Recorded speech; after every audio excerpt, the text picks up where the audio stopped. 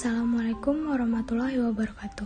Perkenalkan, nama saya Ratih Bunga Pratiwi, NPM 18440400023, jurusan Bimbingan dan Konseling Islam, Fakultas Dakwah dan Ilmu Komunikasi, mahasiswa KKN DR Universitas Islam Negeri Raden Intan Lampung, periode 2021.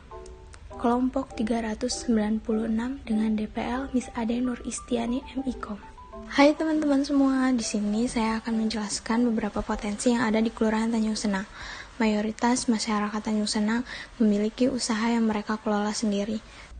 Contohnya seperti home industri pembuatan bantal dan guling dan pembuatan tempe yang ada di Kelurahan Tanjung Senang.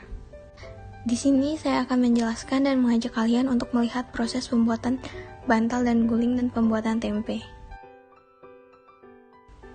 Home industri pembuatan bantal dan guling ini sudah berdiri sejak tahun 2011 dan didirikan oleh Bapak Mojaini, yang dulunya home industri pembuatan mebel dan kini berubah menjadi home industri pembuatan bantal dan guling. Bantal dan guling ini hanya dipasarkan di dalam kota.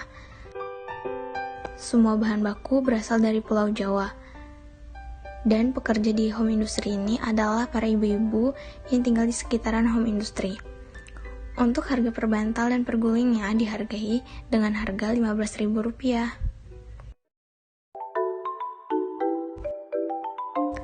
Potensi ekonomi yang selanjutnya adalah home industri pembuatan tempe. Usaha tempe ini dibangun dan didirikan oleh Pak Tiru dan Ibu Yati sejak tahun 1992. Proses pembuatan tempe ini cukup panjang. Yang pertama, kedelainya direbus dengan air mendidih. Setelah matang, kedelai didiamkan selama 1 malam dan diberi cuka khusus untuk campuran tempe. Setelah kedelai didiamkan selama 1 malam, proses pembuatan tempe yang selanjutnya adalah mencuci kedelai. Proses pencucian adalah proses yang paling lama dalam pembuatan tempe, kisaran pukul 9 pagi hingga pukul 2 siang. Dikarenakan kedelai harus dipastikan dalam keadaan bersih sebelum masuk ke tahap selanjutnya. Karena jika tidak bersih, maka pembuatan tempe tidak akan berhasil atau gagal. Setelah dicuci, kemudian kulit kedelainya dibuang hingga bersih.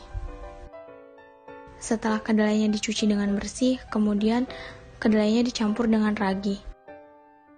Dan yang terakhir adalah proses pembungkusannya. Dalam 1 hari, Pak Tiru dan Ibu Yati dibantu anaknya dapat membungkus sekitar 500 hingga 800 tempe.